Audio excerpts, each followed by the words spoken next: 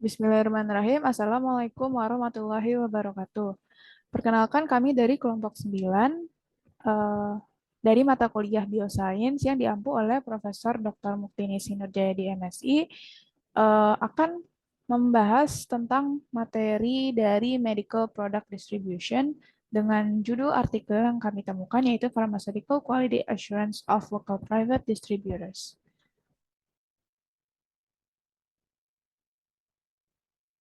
Untuk anggotanya sendiri, yang pertama ada Fuad Alfan, yang kedua ada Mulia Rahma, dan yang ketiga ada saya sendiri, Sheila Norentara.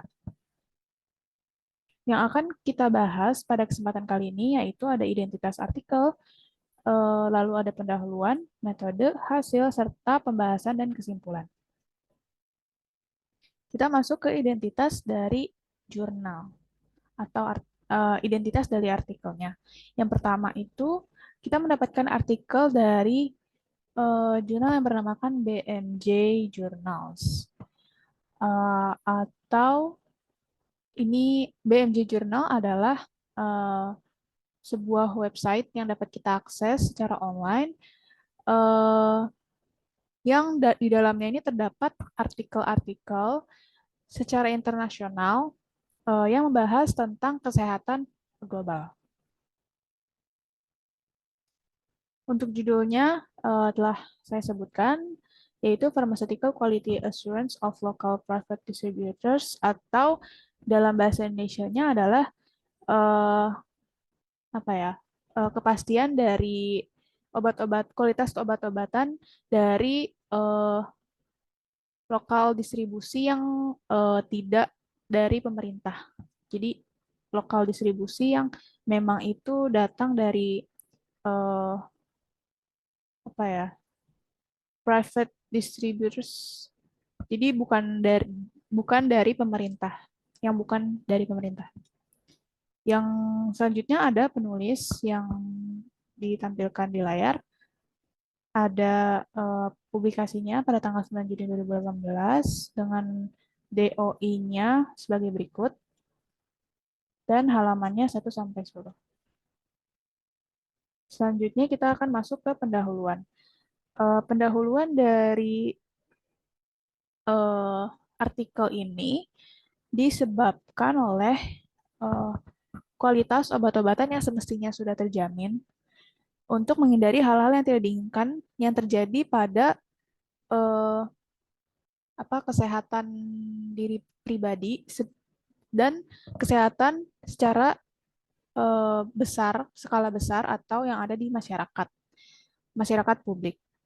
Nah, banyak masalah terjadi terutama di negara low income dan middle income countries atau kita sebut LMICs.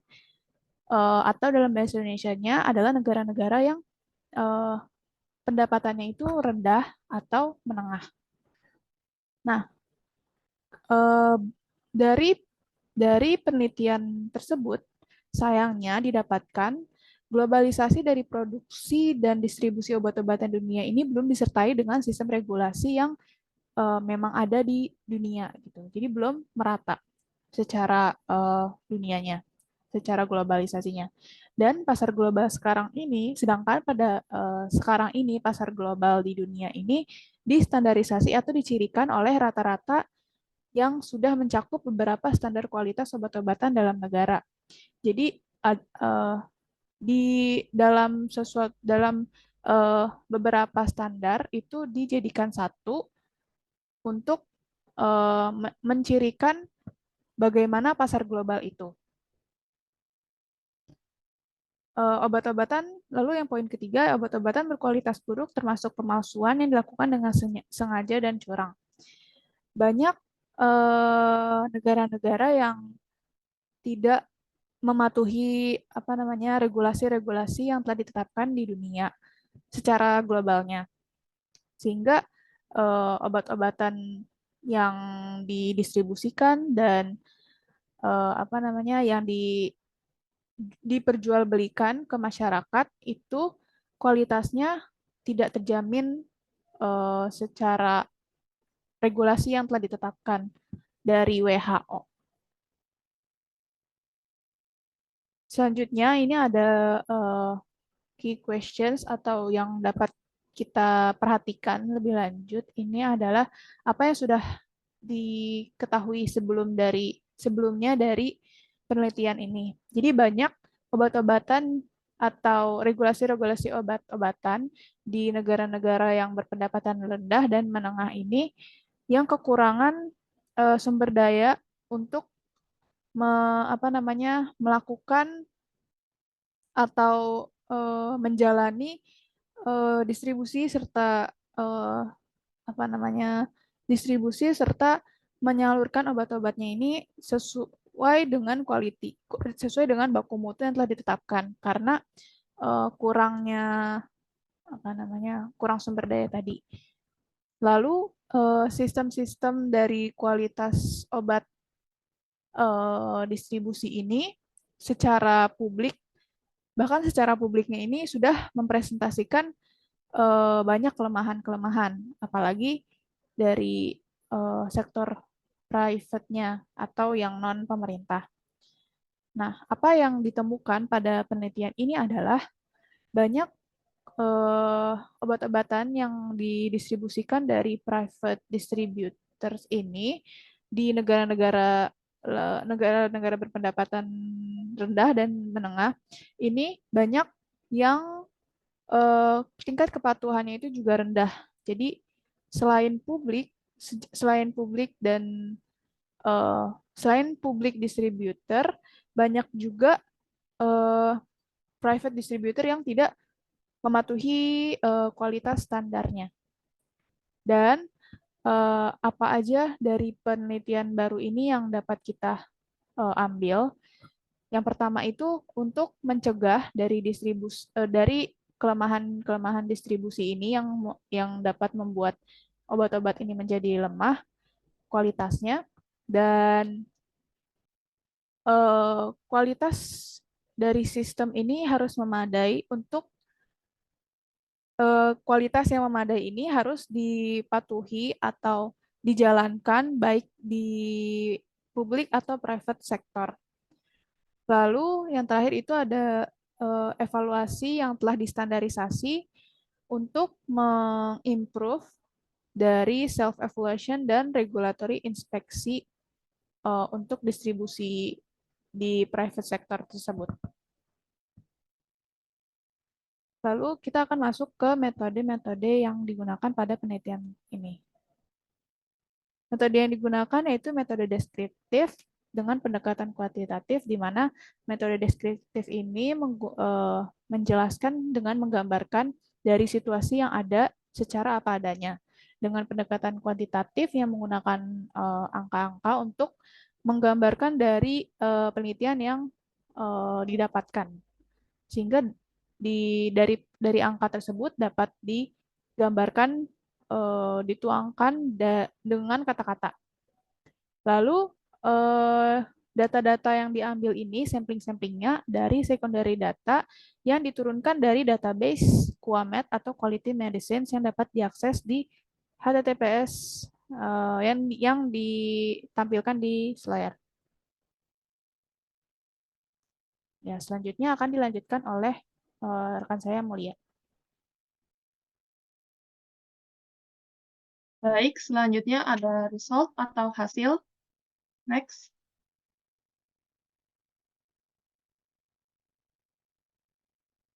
Pada gambar yang telah disajikan, terdapat 154 catatan distributor yang telah diidentifikasi melalui pencarian database Quality Medicine. Nah, di sini terdapat 60 distributor di 13 negara yang terdiri dari Burkina, Ethiopia, Haiti, Ivory Coast, Jordania, Kenya, Lebanon, Myanmar, Niger, Filipina, dan Senegal telah memenuhi syarat untuk dimasukkan ke dalam analisis. Next. Nah, dari 60 distributor yang telah disebutkan tadi, akan dibagi menjadi dua grup. Ya, yang grup pertama itu menurut peta geografis, dan grup kedua menurut pendapatan negara. Nah, 60 di grup pertama itu, 60 distributor tersebut akan dibagi lagi menjadi dua subgrup berbeda, yaitu 30 distributor berlokasi di sub-Sahara Afrika, dan 30 distributor lainnya akan berlokasi di luar sub-Sahara Afrika.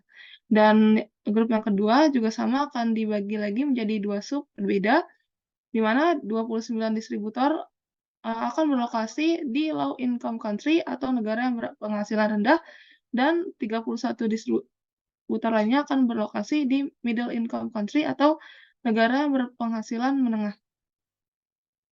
Next. Kemudian ada kedisiplinan dengan kriteria QA di MICS atau Low Middle Income Country.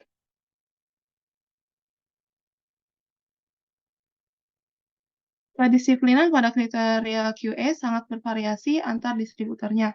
Pada tabel disajikan bahwa distributor itu kita ambil 3, yaitu General Quality Requirements, ada Good Distributor Practice, dan Cold Chain Management. Untuk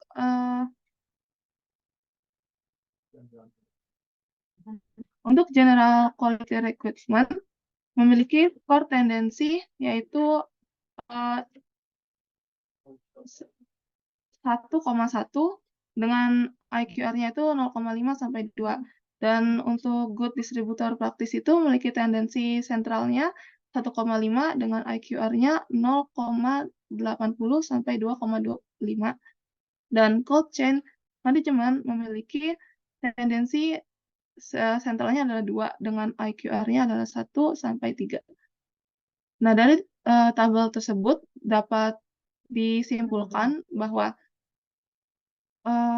untuk General Quality Requirement presentasinya adalah 70%, dan untuk Good Distribution Practice adalah 60%, dan untuk Cold Chain Management adalah 41%. Next. Kemudian ada kedisiplinan terhadap kriteria QA menurut wilayah geografis dan menurut kelompok pendapatan. Kedisiplinan terhadap kriteria QA bervariasi berdasarkan wilayah geografis dan menurut kelompok pendapatan. Nah, pada gambar di sini itu menunjukkan tingkat kedisiplinan distributor.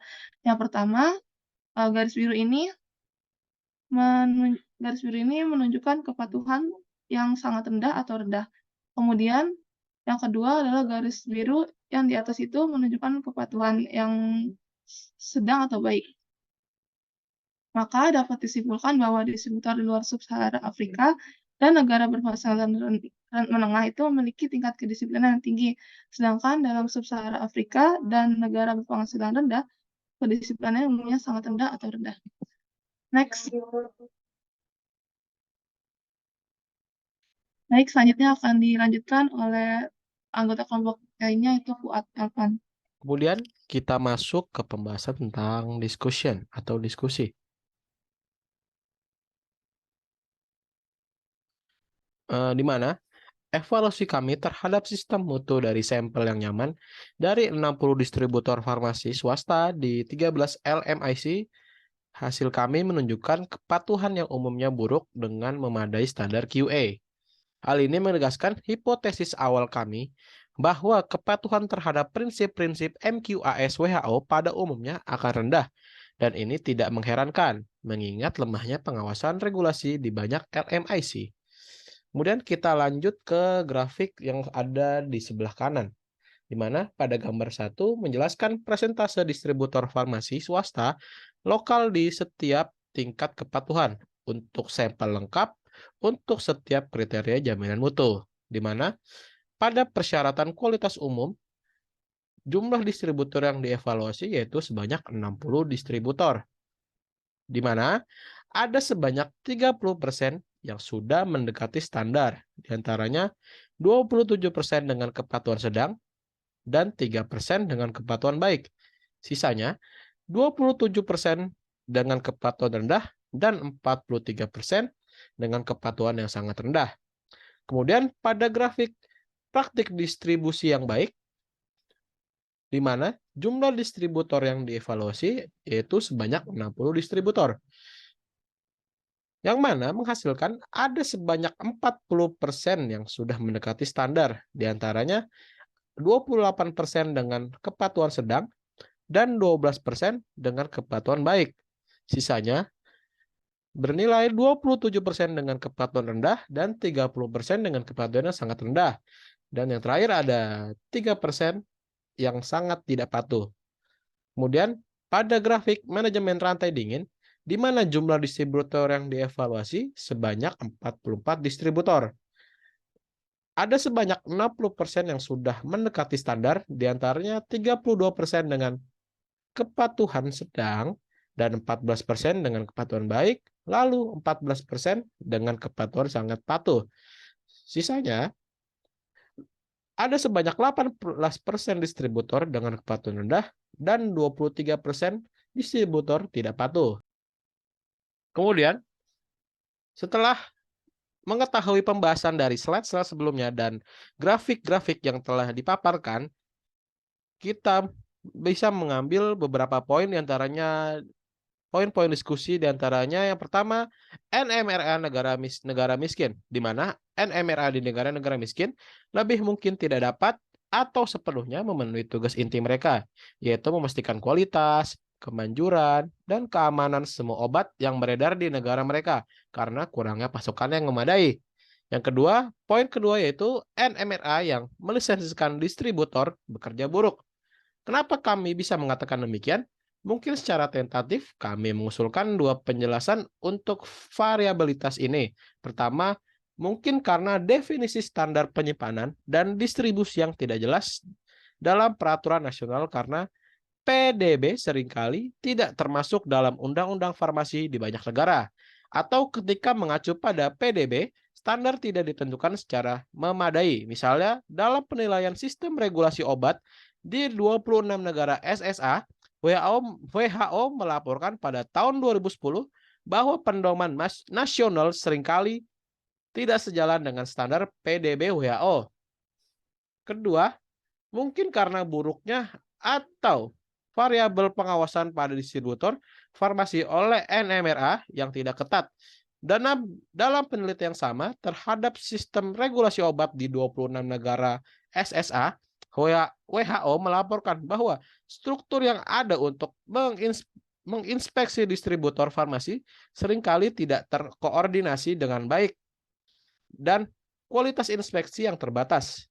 Sejalan dengan itu, analisis situasi tentang pengelolaan obat yang efektif di 11 negara Asia Tenggara menunjukkan kapasitas NMRA yang terbatas untuk melaksanakan tugasnya, termasuk inspeksi, dan disarankan untuk meninjau dan memperbarui peraturan obat untuk memastikan kepatuhan dengan standar internasional. Kemudian, poin ketiga yaitu variabilitas sistem mutu yang bervariasi. Terlepas dari penyebab spesifiknya, variabilitas sistem mutu di seluruh distributor di suatu negara menyiratkan tingkat QA yang bervariasi dan resiko nyata terpapar obat-obatan berkualitas buruk atau rusak. Variabilitas yang diamati juga menyiratkan bahwa meskipun semua distributor dalam sampel berada di negara-negara tanpa otoritas regulasi yang ketat, beberapa dari mereka mungkin masih mencapai standar yang dapat diterima dengan kepatuhan yang baik hingga penuh untuk 2 kriteria QA dari 3. Yang keempat yaitu pendorong non-peraturan kepatuhan QA.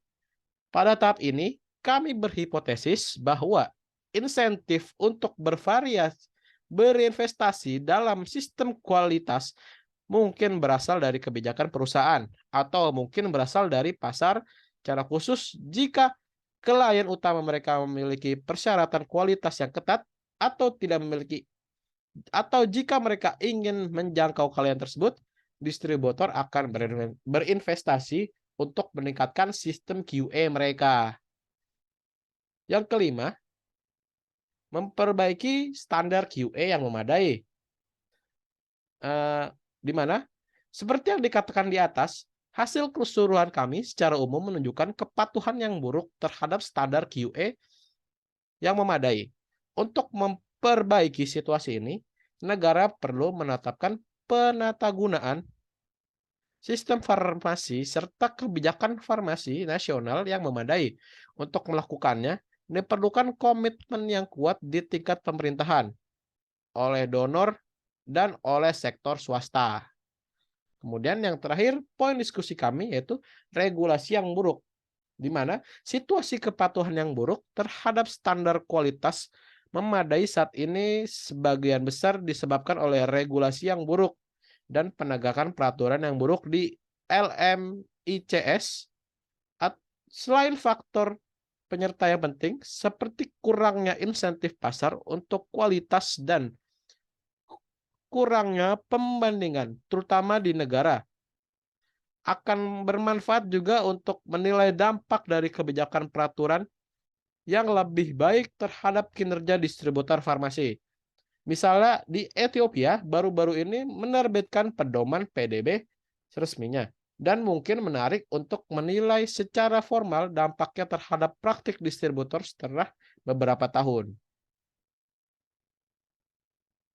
Kemudian, pada jurnal yang kita review pada kali ini juga memiliki keterbatasan. Yang pertama, sampelnya yang nyaman, di mana pada jurnal tersebut menggunakan sampel yang nyaman dan tidak ada uji statistik yang dilakukan.